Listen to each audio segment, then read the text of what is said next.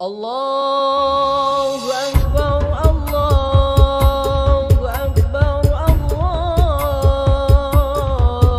Akbar. La ilaha illallah, wallahu akbar. Assalamualaikum warahmatullahi wabarakatuh. Sobat beriman, jumpa kembali pada konten kali ini. Semoga sobat semua diberi panjang umur yang berkah dan sejahtera bersama keluarga. Amin amin ya mujibah sa'ilin. Dalam konten kali ini kami akan menyajikan perayaan Idul Fitri, sejarah dan makna di baliknya. Perayaan Idul Fitri bagi umat muslim nampaknya seperti hal wajib yang tidak boleh terlewatkan. Bermaaf-maafan, berbagi hadiah, hingga bersilaturahim ke sanak saudara dan kolega merupakan bagian dari perayaan tersebut. Namun tahukah kita bahwa sesungguhnya perayaan Idul Fitri yang kita kenal saat ini memiliki sejarah panjang yang menyertainya. Kami harap agar para sobat beriman menyimak video ini dan jangan skip video ini. Hal ini sangat penting agar tidak terjadi kesalahpahaman.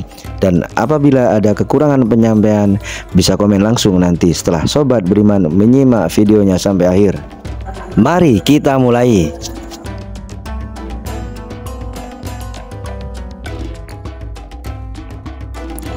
Imam Ibnu Katsir pernah menjabarkan bagaimana perayaan Idul Fitri terjadi di masa Rasulullah. Dalam sebuah riwayat hadis sahih, Rasulullah pernah merayakan hari pertama hari raya Idul Fitri dalam kondisi letih. Beliau bahkan sampai bersandar pada Bilal bin Rabah dan menyampaikan khutbahnya. Menyambut hari kemenangan dengan hal-hal positif memang sangat dianjurkan. Hal itu terbukti bagaimana antusiasnya Rasulullah dalam menyambut Idul Fitri. Namun tentu saja beliau tidak menanggalkan syariat agama atau berlebih-lebihan atas sesuatu. Jauh sebelum Islam datang, masyarakat jahiliyah Arab telah memiliki dua hari raya, yaitu hari raya Nairus dan Mahrajan, yang dirayakan dengan sambutan pesta pora yang tidak bermanfaat, minum-minuman memabukkan, menari, adu ketangkasan, termasuk salah satu ritual dalam perayaan kedua hari raya tersebut. Kedua hari raya tersebut sejatinya berasal dari zaman Persia kuno. Di kemudian hari, Rasulullah mengganti kedua perayaan masyarakat Arab itu dengan hari raya yang lebih baik, yakni hari raya Idul Fitri dan Idul Adha. Dalam sejarah Islam, perayaan Idul Fitri pertama kali diselenggarakan pada 624 Masehi atau tahun kedua Hijriah. Waktu perayaan tersebut bertepatan dengan selesainya atau kemenangan umat muslim dalam perang Badar. Perang yang terjadi pada Ramadan itu dengan jumlah pasukan di sisi umat muslim yang jauh lebih sedikit dibanding kaum kafir, nyatanya diganjar Allah dengan perayaan yang luar biasa indah dan barokah, yaitu Idul Fitri. Pada dinasti Abbasiyah, perayaan Idul Fitri dilakukan dengan rangkaian kegiatan yang meriah. Biasanya pada zaman tersebut, perayaan dilakukan selama 3 hari yang diakhiri dengan menyantap beraneka ragam makanan yang halal yang disajikan. Sedangkan semasa periode Kesultanan Ottoman di Turki, ada tradisi membunyikan meriam setiap malam 1 Syawal dalam menyambut Idul Fitri. Meriam ditembakkan ke udara untuk menandai berakhirnya hari raya Idul Fitri. Lantas apa makna dari Idul Fitri? Dalam sebuah kitab berjudul Hasyiah Al-Bujairami Al-Khatib karya Syekh Sulaiman bin Muhammad bin Umar Al-Bujairami menjelaskan bahwa dalam memaknai esensi hari raya tidak semata mengenai pakaian baru atau sesuatu serba baru, meskipun dianjurkan untuk mengenakannya. Namun bukan itulah esensi dan makna sebenarnya mengenai Idul Fitri. Sebagaimana yang telah dikatakan oleh Syekh Sulaiman, faedah Idul Fitri adalah Allah Subhanahu wa Ta'ala menjadikan 3 hari raya di dunia untuk orang-orang yang beriman, yaitu hari raya Jumat, hari raya Idul Fitri, dan hari raya Idul Adha. Semua itu dianggap hari raya setelah sempurnanya ibadah dan ketaatannya. dan Idul Fitri bukanlah bagi orang yang menggunakan pakaian baru. Namun Idul Fitri adalah bagi orang-orang yang ketaatannya bertambah. Idul Fitri bukanlah bagi orang yang berpenampilan dengan pakaian dan kendaraan, namun Idul Fitri hanyalah bagi orang yang dosa-dosanya diampuni. Berdasarkan penjelasan dari Syekh Sulaiman, maka dapat disimpulkan bahwa momen Idul Fitri tidak semata pakaian baru, namun kondisi di mana ketaatan seseorang turut bertambah. Selain itu juga bukan perihal apapun yang baru, melainkan terampuninya dosa-dosa. Meskipun demikian, tidak disalahkan untuk mengenakan pakaian baru karena merupakan simbol bersih dan syiar Islam. Menurut sebuah riwayat, Nabi Muhammad dan para sahabat menunaikan sholat Id pertama kali dalam kondisi luka-luka yang masih belum pulih akibat perang Badar. Dari Jubair bin Nufair, ia berkata bahwa jika para sahabat Rasulullah berjumpa dengan hari Id, Idul Fitri atau Idul Adha, satu sama lain saling mengucapkan taqabbalallahu minna wa minkum. Semoga Allah menerima amal kami dan amal kalian. Menurut Ibnu Katsir, pada hari raya Idul Fitri yang pertama, Rasulullah pergi meninggalkan masjid menuju suatu tanah lapang dan menunaikan sholat Id di atas lapangan itu.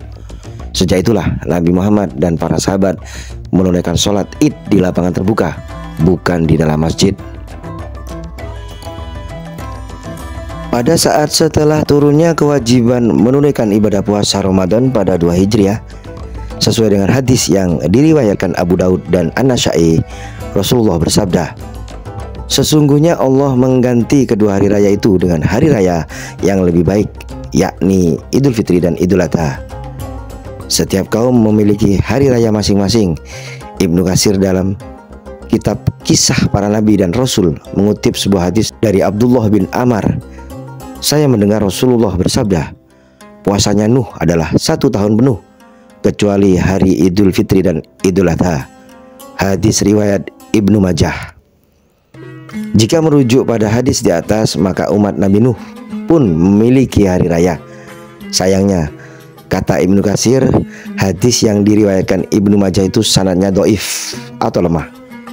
Rasulullah membenarkan bahwa setiap kaum memiliki hari raya. Dalam hadis yang diriwayatkan Imam Bukhari, Abu Bakar pernah memarahi 2 wanita Ansor memukul rebana sambil bernyanyi-nyanyi. Pantaskah ada seruling setan di rumah, ya Rasulullah? Tanya Abu Bakar. Biarkanlah mereka, wahai Abu Bakar, karena tiap-tiap kaum mempunyai hari raya, dan hari ini adalah hari raya kita, sabda Rasulullah. Ada beberapa informasi terkait Idul Fitri dan serba-serbinya yang perlu kami sampaikan. Menurut pendapat ulama terdahulu, waktu wajib zakat fitrah adalah pada terbenamnya matahari pada malam hari raya Idul Fitri. Sebagian berpendapat bahwa waktunya adalah terbitnya matahari Idul Fitri. Mengenai gema takbir yang dikumandangkan pada saat hari raya Idul Fitri, dikutip dari Muawiyah bin Ammar, aku mendengar dari Imam Al-Shadiq berkata, ada takbir pada hari raya Idul Fitri. Aku bertanya, kapan? Beliau menjawab, pada salat maghrib pada malam hari raya Idul Fitri, dan pada sholat subuh pada pagi hari raya Idul Fitri, dan pada salat Idul Fitri. Setelah itu tidak ada lagi. Dan ini adalah firman Allah yang mengatakan, hendaklah kamu mencukupkan bilangannya dan mengagungkan Allah atas petunjuknya yang diberikan kepadamu agar kamu bersyukur. Quran Surat Al-Baqarah ayat 185. Di antara amalan yang dianjurkan pada hari raya Idul Fitri adalah mandi besar yang boleh dilakukan setelah subuh. Akan tetapi terdapat perbedaan pendapat mengenai waktu sholat zuhur atau terbenamnya matahari sebagai waktu paling akhir untuk melakukan mandi besar. Kemudian dianjurkan untuk memakan sesuatu, terutama kurma, sebelum sholat Idul Fitri. Puasa di hari raya Idul Fitri itu dilarang.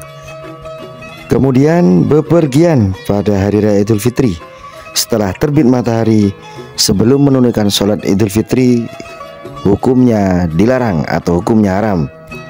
Selain itu hukumnya diperbolehkan.